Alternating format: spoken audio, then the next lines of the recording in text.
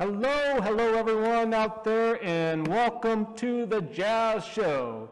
My name is Kevin Young, the host of the show tonight, and this show, by the way, is brought to you by the Eastern Idaho Jazz Society. It's one way for us to get content out to you all. Hopefully you're enjoying a great night, whatever, and tuned in to watch this program. So the Eastern Idaho Jazz Society is out here to promote live jazz and jazz education, and it's awfully hard to do that with a pandemic going on. So anyway, we are fortunate to have this incredibly beautiful space to do our live recording of this show. In fact, we even have a live studio audience of one. Right there, Alec. Alec is the incredible live studio audience because not only is she our entire live audience, she's also the engineer, the sound engineer, the video engineer, and the audio engineer, the wrangler. She has to work with all the guests. She does it all. It's amazing. And you know what? When she's not doing this, helping out the Jazz Society with this show, she's running her own gig. It's called the Idaho Falls Symphony. Idaho Falls Symphony, an amazing group. It takes a lot of work in its own right. So Alec's a superstar on every front, and we're really happy to have her here. Thank you, Alec. So before we go any further, I want to stress that we are definitely following pandemic safety rules. We take it very seriously. It's important that we do everything possible to slow the spread of this disease. So there's only like 5 people in this entire building right now, and all of us are wearing masks, and we're socially distancing. The fact that we're wearing masks makes it hard for you all to see what we look like. So what we've done is we've loaded up into our graphics computer photos of each of us without a mask so that you get an idea of what we look like without the mask. And then as we go on throughout the show, your brain can fill that in. So let's start with me. I've got my photo in there. Alec, if you don't mind showing. There I am. No, that's not a bad photo of me, actually. I kind of like it. But actually, that was, of course, not me. That person doesn't look nearly as good as I do. George Clooney, really? Come on. All right, here's what I look like.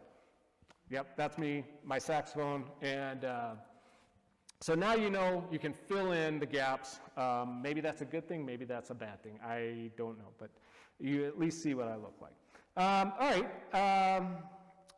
so I'm so excited because this is our first show, our very first show, and I'm hoping that you'll find it entertaining and informative in a jazzy kind of way. The show is here to promote jazz, as I mentioned, and live music in general. We'll do this by talking to local people here, local people who are involved in the live music scene in one form or another. So whether it's a venue owner, it might be a restaurant owner, and then of course we're also going to feature musicians from the immediate area here. So tonight we've got a great group. We'll introduce them in a minute, but we'll bring them in. We'll talk to them and talk a little bit about what they do and what got them into music, and hopefully you'll find it interesting. So generally, what we're looking for is anyone who has a passion about music and live music, and we want to put them on the show and let you all understand what drives these people to be musicians, or what drives these people to support the live music scene. So speaking of supporting the live music scene, hang on to your Barry Manilow records and settle back, because our first guest is the owner of this super cool and incredibly beautiful space that we are occupying right now here, the Downtown Event Center in Idaho Falls. This person is a true supporter of the musical arts on many fronts, and honestly, he's just an all-around nice guy. I've known him for a long time, and we are lucky to have him in our community. Please give a warm welcome to Jake Durchie.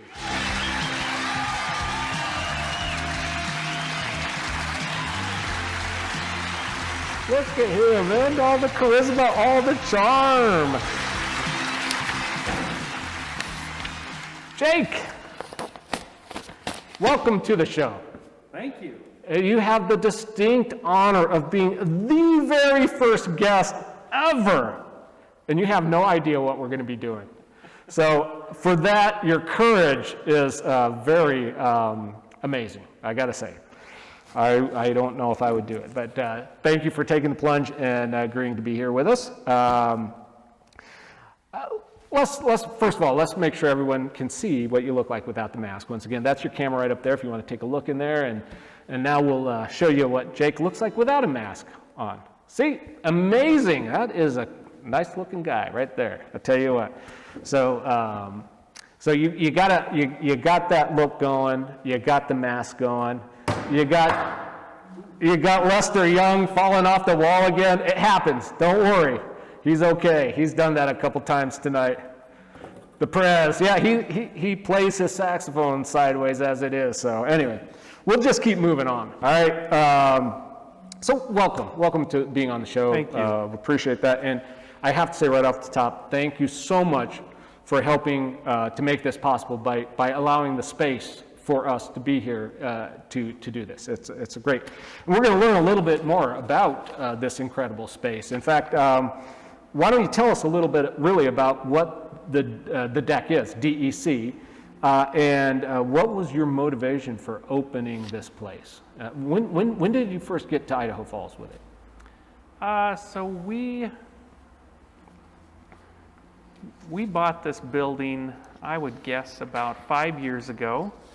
And we have an office next door that we use. And this space is old mercantile space. So they've had a couple of different shops in here. They've had clothing shops in here. In fact, there was a big hallway that went down the middle, and it almost felt like kind of a mini mall. We've actually done quite a bit of research on the building, and there's been, it was an auto parts store, and it's been a few other, shops. And anyways, when we bought it, we tried to lease the space out at first. We talked to, a restaurant owner that was looking at doing some restaurant space. We even had somebody want to do some sort of event center. And, after about a year and a half or so of trying to lease it out, we just wanted to see the space used for something useful instead of just sitting vacant. Right. And one of the needs of our, immediate downtown at the time was there was no event space for, music events, for weddings, for things like that. So that's what kind of got it going, and that's what started it. Oh yeah, I totally understand that need for having a place in the downtown. I mean, the downtown is a cultural hub for any vibrant arts and live music and scene. The downtown is like its own life, but you have to have space to make that happen. You have to have a space that allows people to come in and celebrate art, celebrate life, and it seems like you've done a great job creating that space and making it beautiful and elegant and maintaining this rustic nature of the history behind the space too. I really think it's one of the most beautiful spaces in downtown.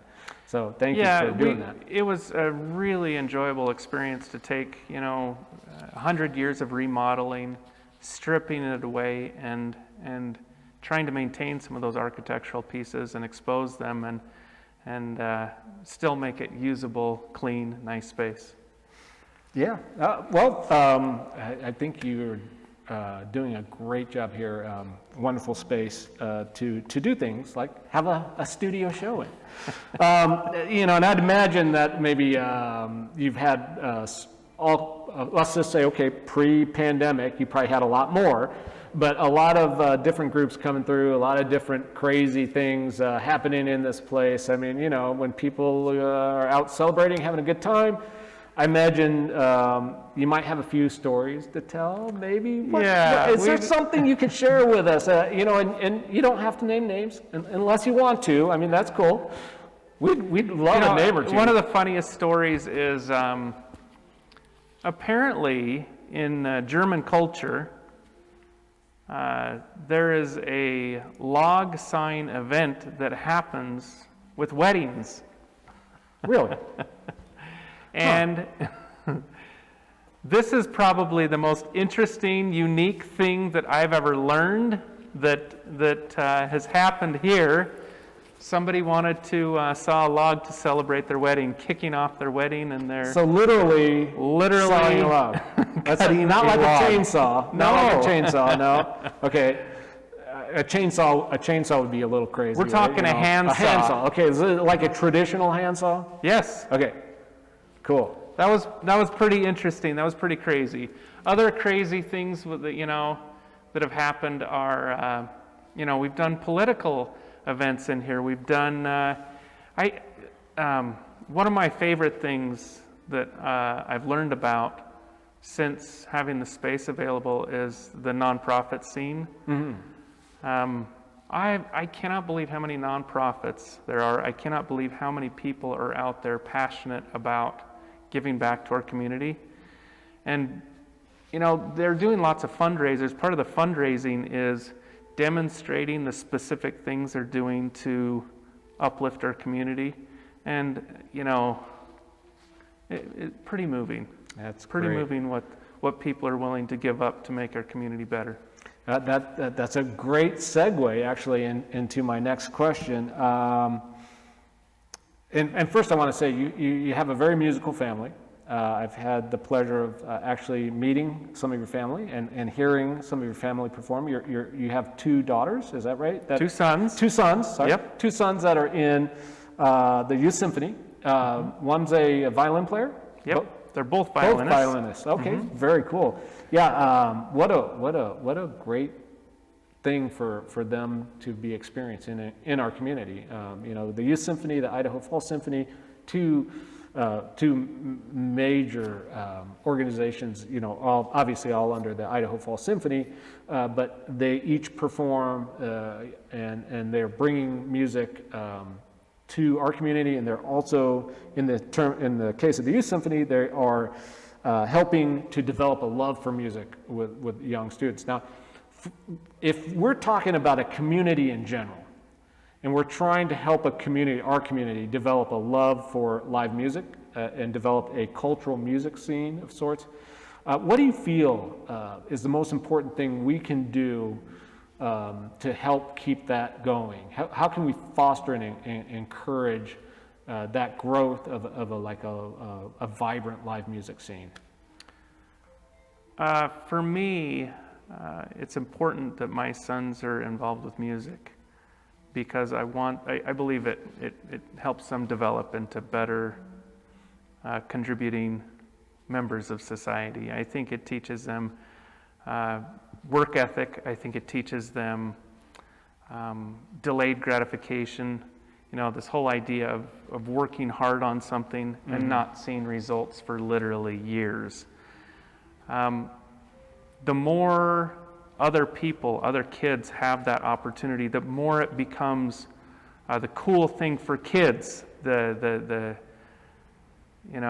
Music is kids that do music are good kids. These are kids that are you want your kids hanging around with, that are healthy influences. I think the more we can grow that, contribute it, make it cool, make it fun, engage with kids, I think it lifts up our entire community. Right. And in fact, wouldn't you say that if a kid grows up playing music and appreciating music, when they're an adult in a community, they're going to want that music in their community too. So they're going to see the value. They're going to see the value, because it's more than just listening to something. It's more than just a piece of entertainment. It builds better community members. Yeah, absolutely. No, I totally agree with you on that. That sounds great. We've got time for one more question for you. This one's a little bit more about helping us understand Jake Durchie. Do you remember the very first album you bought? What or who was it in terms of the group? And why did you decide to spend your hard-earned money on that purchase? So the first time I got a chance to have my own accessibility to music was I got a Walkman for my birthday. Right. and I was moving pipe, sprinkler pipe, in, I believe it was a potato field. Okay. I'd wake up early every day and move my pipe, and I got that Walkman so I could listen to music while I was moving pipe. And the first album, and I can't say that I bought it, but this first album that I remember listening to, there was actually two. One was John Bon Jovi, Oh, yeah. and the other one was the Bugle Boys. Oh. I mean, And, what one would you say was better pipe moving music? Well, the Bugle Boys has definitely got a little bit more, Okay. more energy to it. But yeah, those are the two albums that I remember listening to as a young boy. Cool. Yeah. And was there any particular reason why, what drew you to John Bon Jovi? I don't know. I just know I listened to it over and over until you wore out that Walkman, huh? Yeah. Well, it sounded like you had a lot of pipe to move, so it's good to have something to help take the tedium out of that task, I'm sure. So, well, that's cool. Always good to have a little bit of insight into some of these fun questions. Once again, thank you for joining us and talking. As our very first guest, you are also lucky enough to get to play the game in our next segment. Our next segment is a game we call Jazz History Balderdash, okay? Yes. Yes.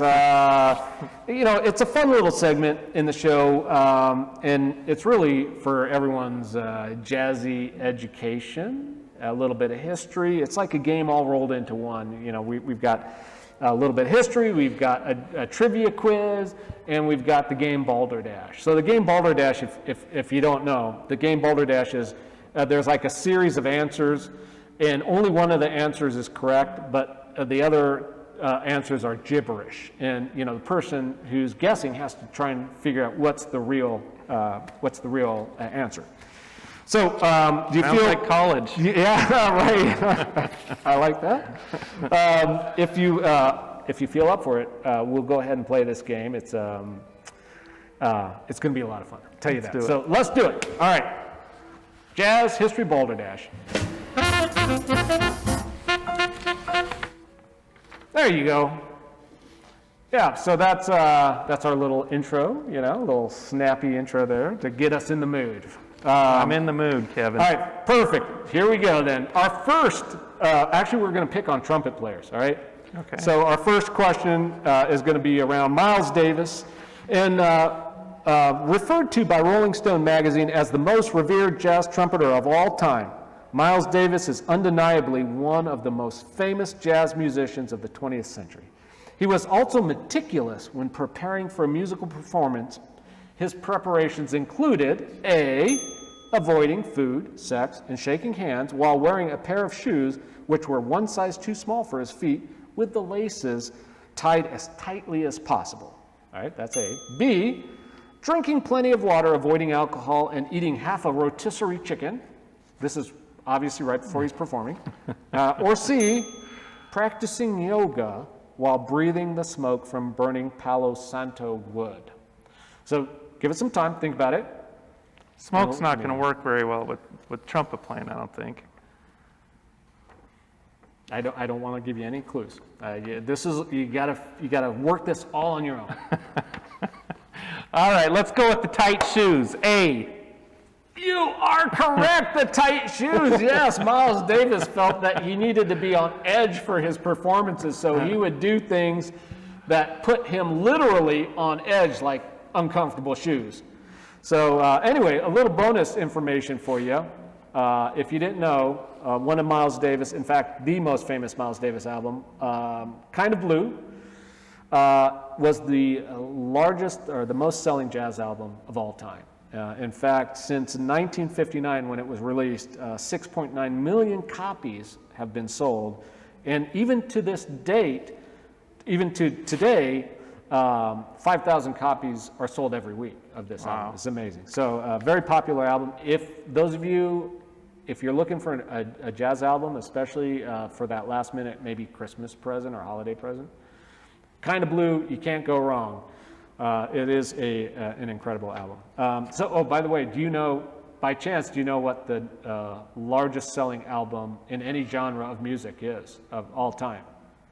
I'm gonna say Michael Jackson, Thriller. That's a very good guess, because I think that hit number 3 on the list when I was looking this up. The Thriller, of course, everyone who's lived through that era remembers that. That's an amazing album, sold many, many copies. But nope, the number 1 selling album of all time is actually the Eagles, their greatest hits from 1971 to 75. 38 million copies sold as of 2019. Whoa. So there you have it. See, I told you this was going to be educational. I told you this was going to be great trivia, that you would learn something about jazz and music in general. So hopefully that's something you didn't know. Anyway, let's move on. Another question for you. This time we're picking on Chet Baker. In 1966, at the age of 27, cool jazz trumpeter Chet Baker lost one of his front teeth, causing him to give up playing the trumpet for several years and work as a gas station attendant until he was able to retrain his armature to compensate for the lost tooth. How did Chet lose his tooth? A, it was knocked out when he fell off a stage during a drunken performance in Tokyo, Japan. Or B, it was knocked out when he was beaten up during a heroin drug deal that went bad. Or C, it was knocked out after bebopper Charlie Parker abruptly bopped backwards into Chet's horn during a gig at the Village Vanguard. That last one was hard to say. I'm thinking Tokyo. A. Tokyo A is incorrect. Dang it. It was actually knocked out during a heroin drug deal that went badly. Should have guessed. Yeah, and Chet Baker had a problem his whole life with heroin. Pretty much, once he got hooked in his early 20s. In fact, we've got a photo of Chet after that event. That's actual photo from the news, I think a newspaper photo. And evidently he had a pair of like false teeth that he tried to put in and play with, and it just wasn't working for him. So he was really frustrated for a long time, but eventually he figured it out, and we got a lot of good music out of him. So, okay, final question. Right? Okay. You're doing well. You got 1 and 1. Got one right, one wrong. This is the tiebreaker. We're picking on Louis Armstrong here. Trumpeter and singer Louis Armstrong, popularly known as Satchmo or Pops, was one of the most influential jazz musicians of the 20th century. He also loved to eat and was obsessed with weight loss. What was his favorite technique for losing weight? Was it A, he would go for weeks at a time eating nothing but cabbage soup, saltine crackers, and drinking tomato juice? Or B, he would take laxatives and antacid tablets exactly 20 minutes after most meals? Or C, he would play his trumpet for hours, sweating profusely while wearing a winter coat in an overheated room? They all seem pretty reasonable to me. I'm going to say laxatives.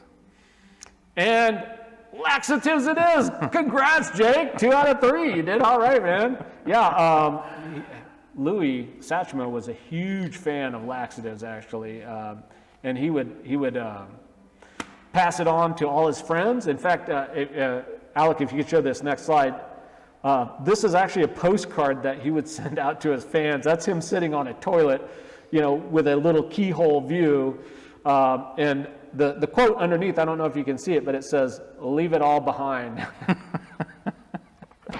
And Swiss Chrisley yours. So Swiss Chris was the brand name of the natural laxative he preferred, and he was a big promoter of that particular laxative. So much so that he even wrote about it in his book that he released in 1953 called "Lose Weight the Satchmo Way." Now you know. Well, that was really well done, Jake. Yeah, 2 out of 3, very impressive. I think anyone who can get that is doing well and knows their jazz history. So thanks for playing. And once again, I have to say thank you for this opportunity for us to be here tonight. I mean, this beautiful space that you brought to Idaho Falls is what makes it possible for so many people to celebrate art, to celebrate life. It's the space that matters, and it's a nice space too. It's not a hotel ballroom. It has some character. So thank you once again for being here. Thank you for talking to us, and hopefully we'll get a chance to talk to you again some more. Thank you. Awesome. Thanks a lot, Kevin. All right, appreciate that. And so our next guest coming on will be one of the musical performers tonight. This performer is somebody that came to Idaho Falls not too many years ago, but got involved with the musical community. I'll let her tell you a little bit more about that, but she really knows how to perform a jazz ballad, and her silky smooth voice and impeccable phrasing are a real delight to take in with your ears when you're sitting back listening to some jazz. So please give a warm welcome to Katie Engstrom.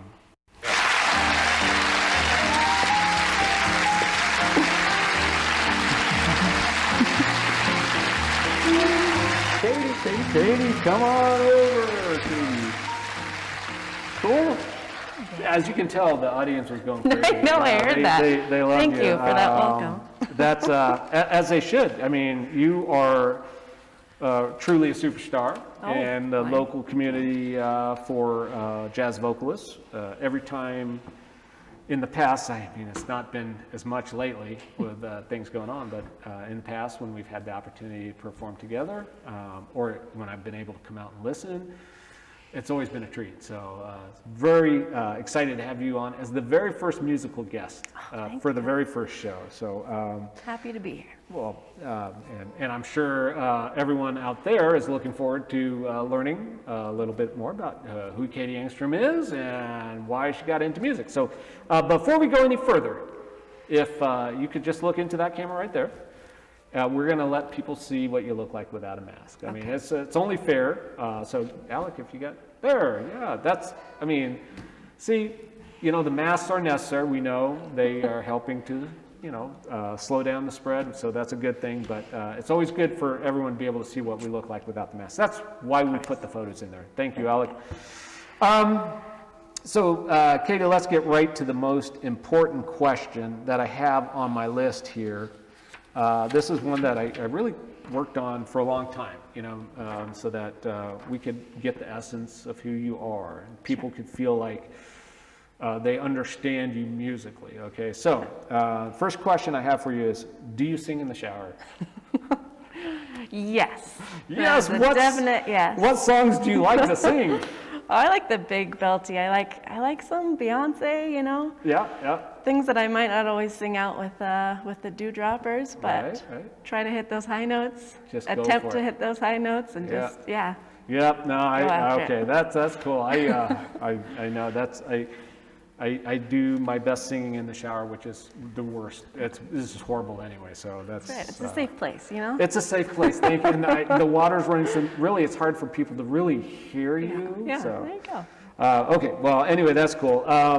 You and Freddie Gildersleeve, who's over there on the stage, going to be performing here shortly.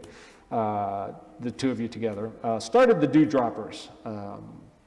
Tell us when this came together and a little bit about the group, when you first formed it all up, and then you know, what was the motivation behind it? Sure, yeah. We actually met at the Eastern Idaho Jazz Society jam session, which great, is not great. just a plug. Yeah, That is cool. actually where we met. And yeah, as you said, I haven't lived here for too long, but when I moved here, I started getting the itch to sing again. And so I just Googled jazz in Idaho Falls, and the society came up. And so I thought, well, I'm going to go to a jazz jam and just put myself out there, see if I meet people. If nothing else, it's good music, you know. And then Freddie happened to be there, and we met and chatted afterwards, and just kind of had a similar idea of what we wanted to do. And we thought, well, let's just try it out, the two of us, and played a couple times and just clicked. Oh yeah, no, it's definitely sounds good. I mean, you all sound great together.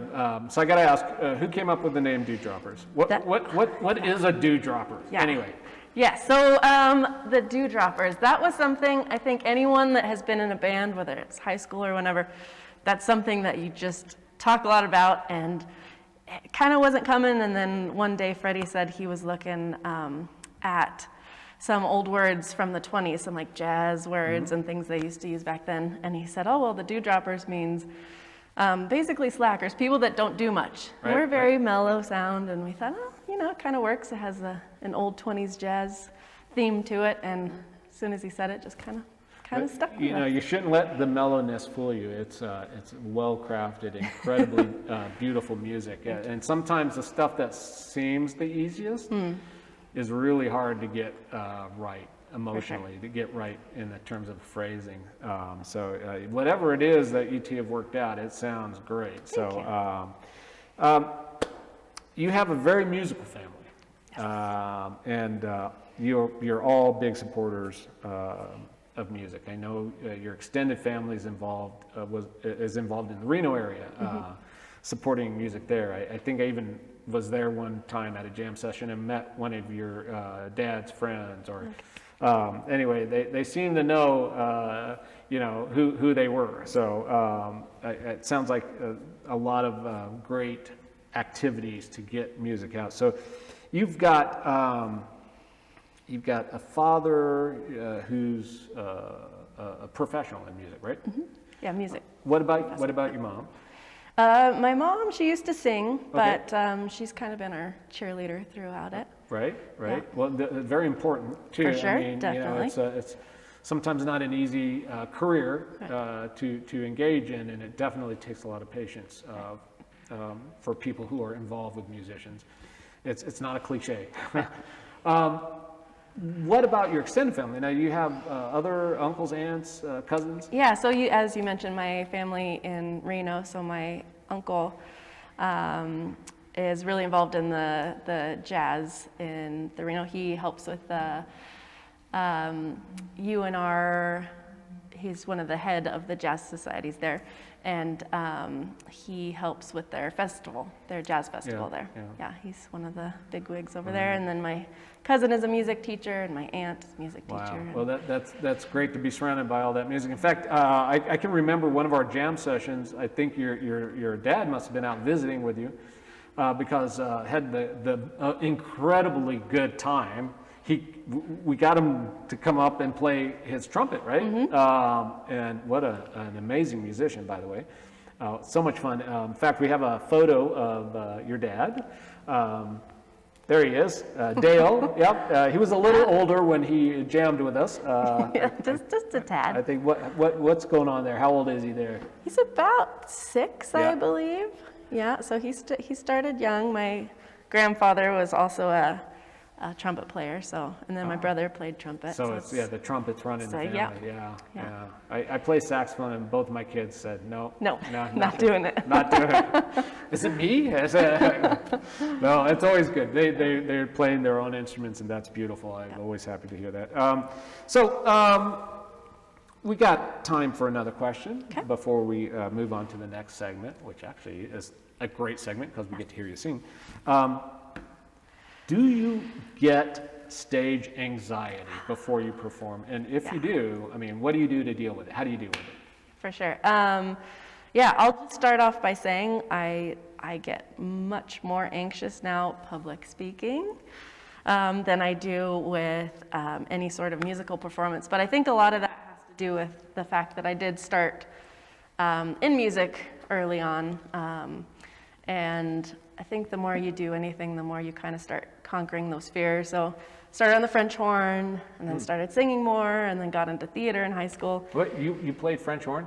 I did, yeah, starting, I don't know, 4th, 5th grade. Oh my gosh. Yeah, it was That the is brass incredibly- thing. That's a hard instrument, though. Tough one to start on. Oh yeah. Yeah. So I did that for a while, and then I got more involved in the jazz choir and musical theater. So I think it was just something that I continued to do, and the more I did it, the more confidence I got, and I think that kind of helps ease the rest of it. But not saying it's gone. I definitely get it every once in a while, but I'd say getting up and singing has become much more comfortable, and especially finding like a unit with the Dewdroppers. We've done it enough, and we figured out our sound, and it's really nice to get to a place where, you know, you feel comfortable. Yeah, it's you look comfortable. You look like you're really enjoying it, and that's so cool to see when musicians are totally enjoying what they're doing.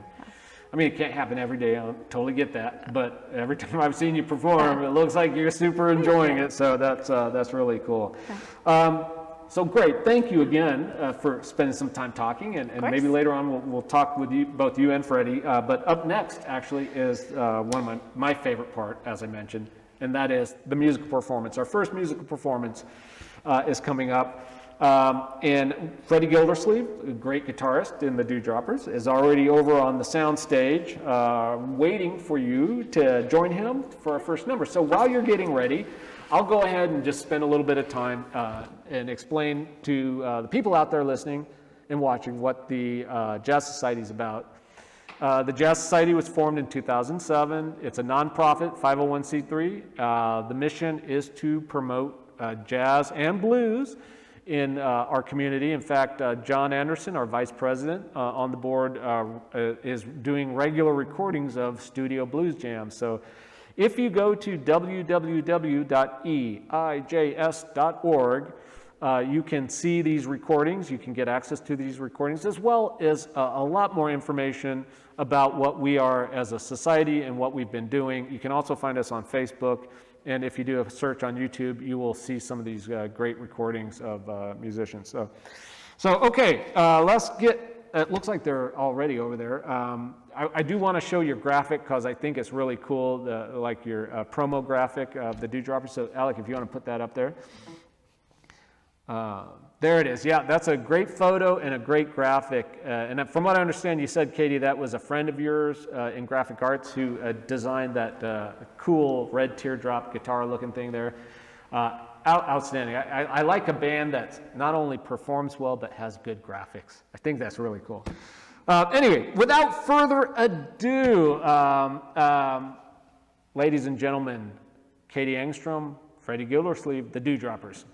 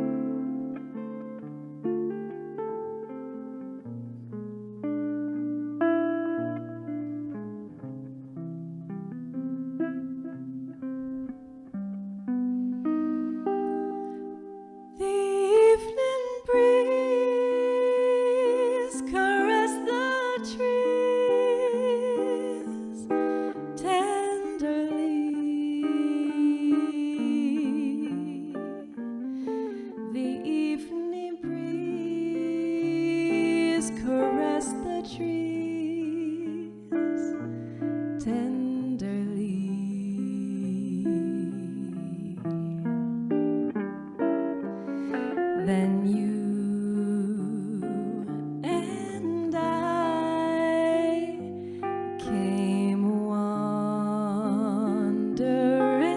by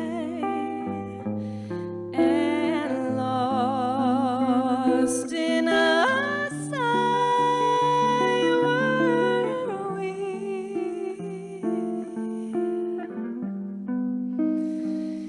The shore was kissed by sea and mist tenderly.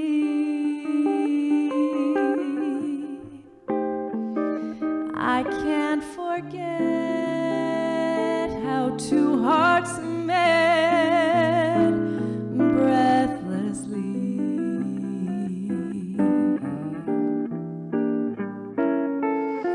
Your arms open wide and closed me inside. You took my heart, you took my love so tenderly.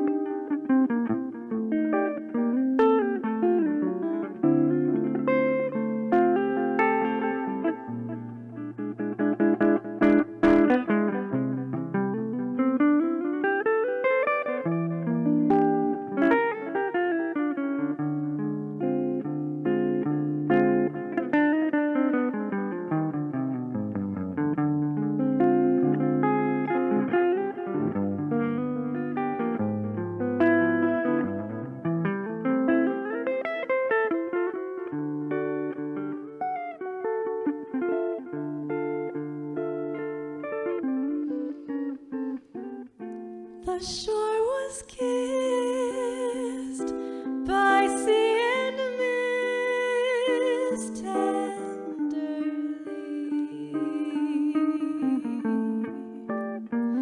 I can't forget how two hearts met breathlessly.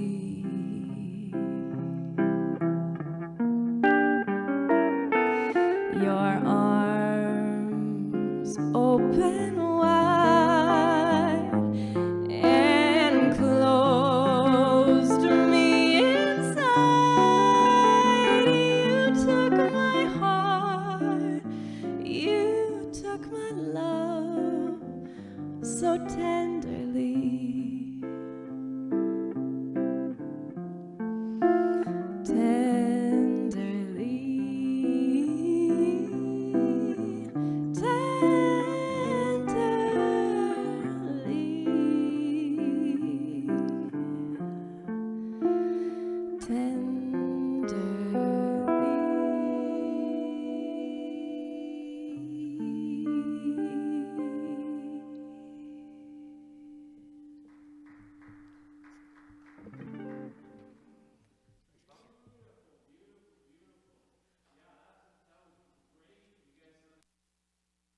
And why don't both of you come on over here and let's talk a little bit more about the great music that you're working on and performing, and learn a little bit more about what you guys are up to and maybe what you might be doing next. If you have any shows during this time of pandemic, it's a lot of it's a little bit more difficult to do that these days, but come on over and grab a chair, Freddie, Katie.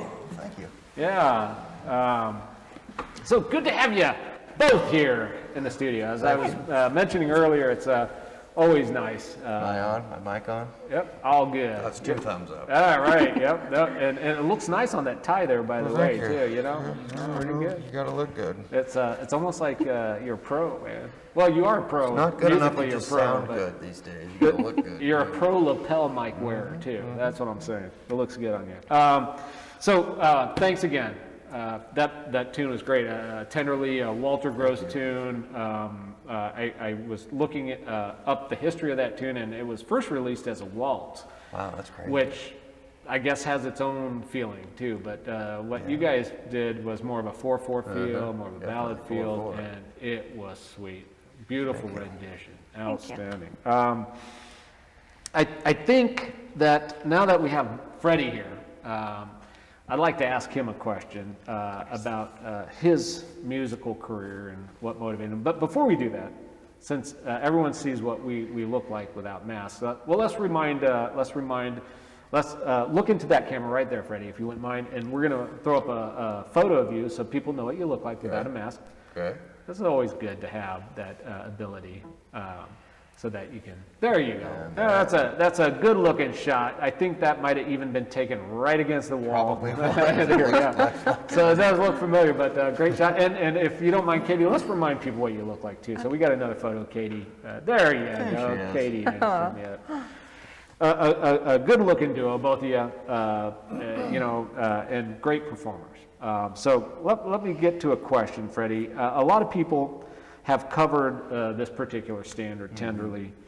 What did you do, I mean, in terms, any song you're learning, what do you do, what are your practice techniques, and how do you work up a jazz standard for performance? The creative process, I mean, what gets you to the heart of how you want to interpret that song? Well, certainly the first thing that you do when you're learning a standard is listen to the lyrics. Listen to what the song is about. Obviously, this is a ballad, so you want to just listen to the song and think about what is the song about. Is it because it's obviously it's the title is Tenderly. So does that mean we're gonna strum cowboy chords as hard as we can? No, it means we're gonna play the song tenderly. Everybody likes a good cowboy chord, but Nothing wrong with cowboy chords. time and a place, you know. Okay, so listening to lyrics, because I think if you're hearing the words, it brings another layer of Absolutely. what's going on, right? Sure. The emotional content, Yes. I think. And as artists, I think being able to interpret the emotion or a piece and then conveying that to an emotion in terms of an emotion that people who are listening can feel. Sure. Is what art's about, right? So it doesn't matter if it's music or visual arts. It's projecting that emotion, and so listening to lyrics, one way of bringing that art form more to life. And that's cool. practice. I tell my students, I teach my students Latin words. I say, we practice ad nauseum. So they get not only music, but they're learning Latin They get too. the Latin Amazing. lesson. Okay, that's good. Practice till it drives your parents insane. Yeah, there's no substitute. You have to practice You gotta constantly. practice, but it all pays off when you get to lose yourself Yes. in the music. Yeah. And as Charlie Parker once said, first you master your instrument, work hard on that. Then you master the music that you're learning. Then you forget all that, Yeah. and you just blow. Lose yourself, have some fun with it. He's very right. Very cool. Okay, Katie, I got a question for you. There's no doubt in my mind you love this style of music. I mean, from the first time we heard you when you came out to the Jazz Jam, you show an intense passion for the style of music. When do you remember first experiencing that, okay, this is what I want to do. This is the music I am drawn to. Yeah. So when did that passion first, ignite in you? And what do you think caused it? So, as I was saying before, I started with more of the instrumentals. I did French horn, then I picked up the bass for a while, just kind of figuring out what I liked to play. And then all that time I knew I liked singing. And so I was in the jazz band in 8th grade, and there was a vocal solo, a little feature piece, and I asked if I could try singing and playing bass. And my dad was actually the teacher at the time, and he's like, well, yeah, you could try it. And so I remember singing and playing, and I was way more excited about singing. I just felt like for me that was what I connected with, because at that point I had been playing different instruments for a few years, and I enjoyed it, but when I sang it was just a different level. And I think it was then, in 8th grade is when it really started, and then from there kind of snowballed into other things. I continued doing jazz choir in high school, and it was just always a thing that I came back to.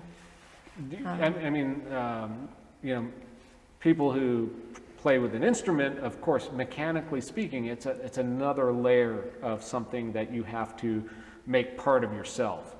But with vocals, did you find that perhaps that was, you just had a more immediate connection to what you felt passionate about? Sure, and I guess that's a hard one, because I watch Freddie play, and you can obviously see that's something that, that's his connection. Right. I think for me, and I don't know if it was, I thought more about the lyrics or what it was exactly, but I think it was just that moment of, that's definitely where my head was at. That's what I thought about, that's what brought me the most joy. So after that, that was kind of my main focus, at least.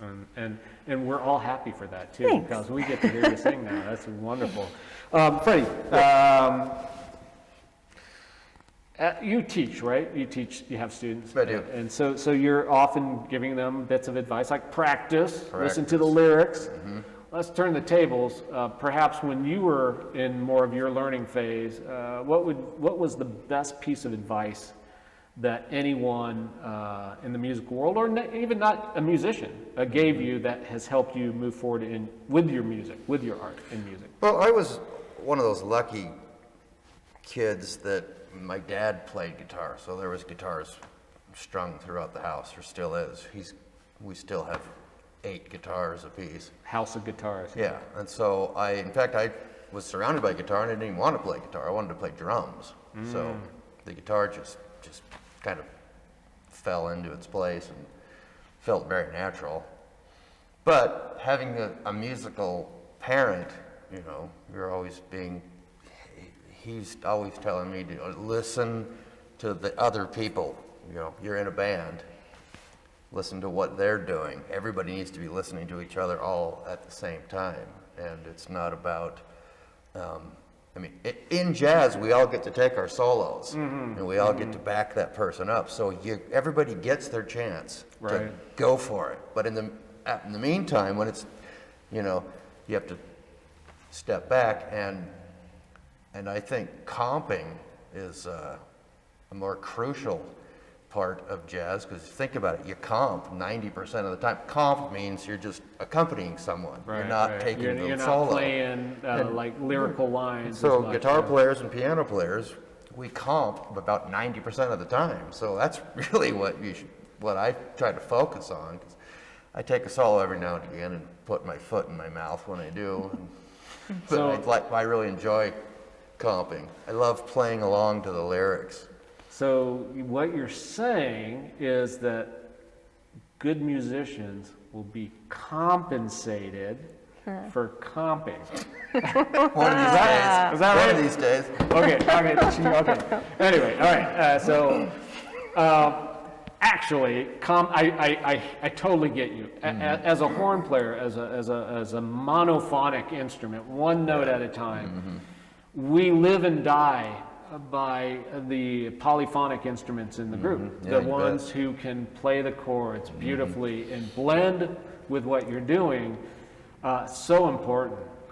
It is. And it's as I've mentioned before, it's just always a pleasure being able to perform with you. Thank you. We Likewise. have had, hopefully we'll have a chance when pandemic things simmer down to do a little bit more than what I'm we've been looking doing forward to lately. But speaking of it, pandemic, it has definitely taken a toll on local musicians and the number of gigs, but there are still places that are doing things safely.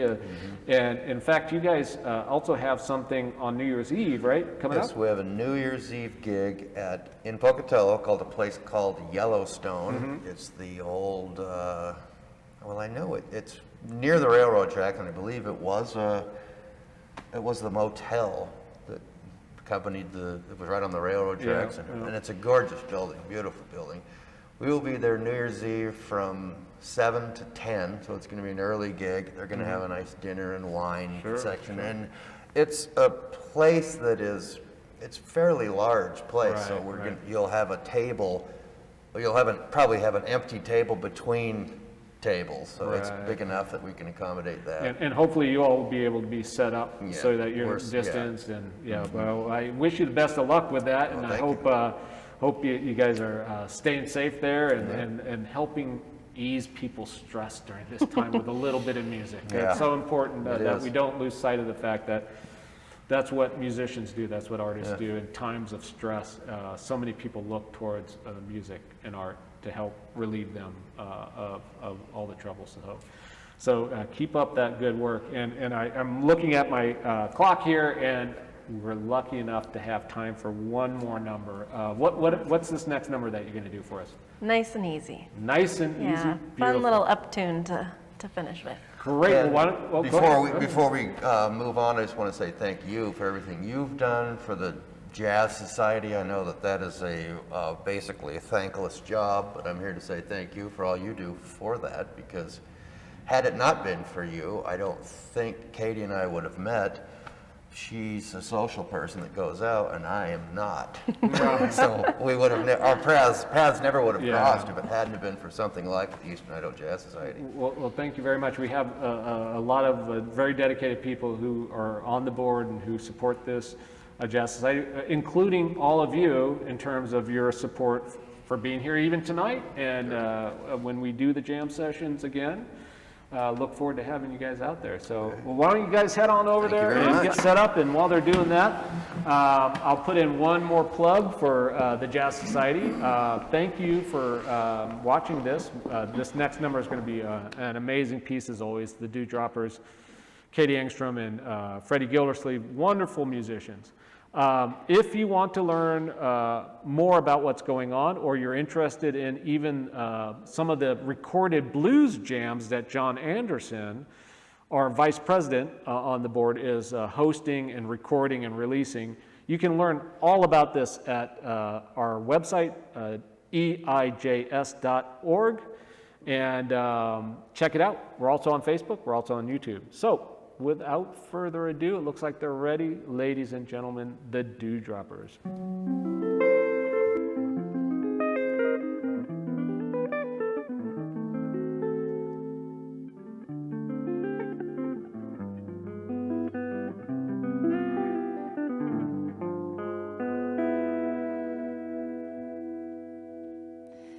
Let's take it nice and easy.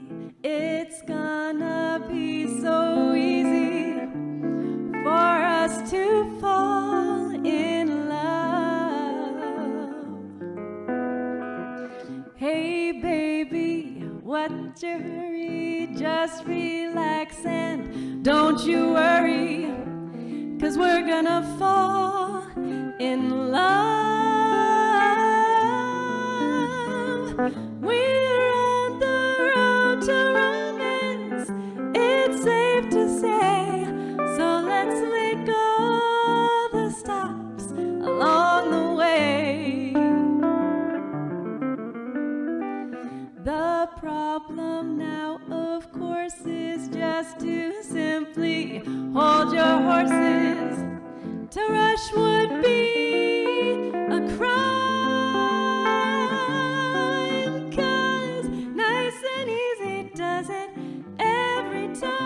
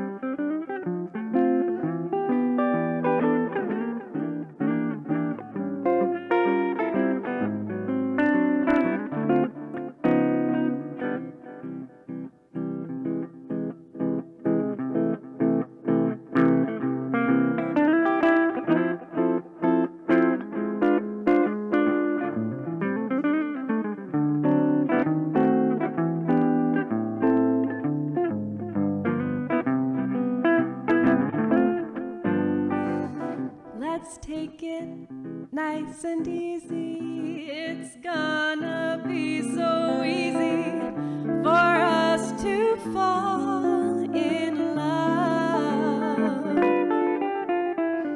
Hey baby, what's your hurry? Just relax and don't you worry, 'cause we're gonna fall in love. We're on the road to romance, it's safe to say, so let's make all the stops along the way. The problem now, of course, is just to simply hold your horses. To rush would be a crime, 'cause nice and easy does it. Nice and easy does it. Nice and easy does it every time.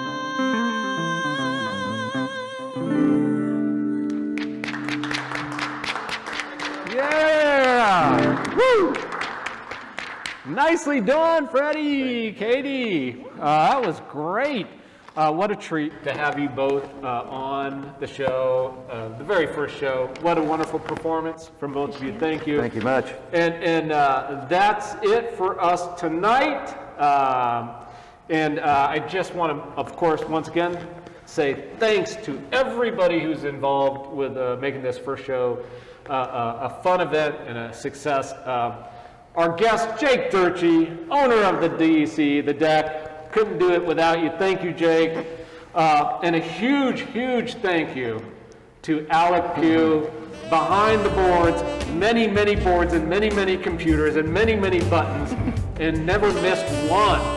Nicely done. And if you miss one, we'll take it out in post. Don't worry. All right, so And finally, to all of you watching our show tonight, thank you for tuning in.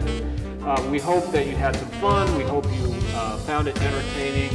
And keep on supporting live music. It means so much to have a community that is full of vibrant art, which music is one of them. So once again, thank you. Keep up the good work. Stay safe. And hopefully we'll see you in January when we record our next show. So we'll see you.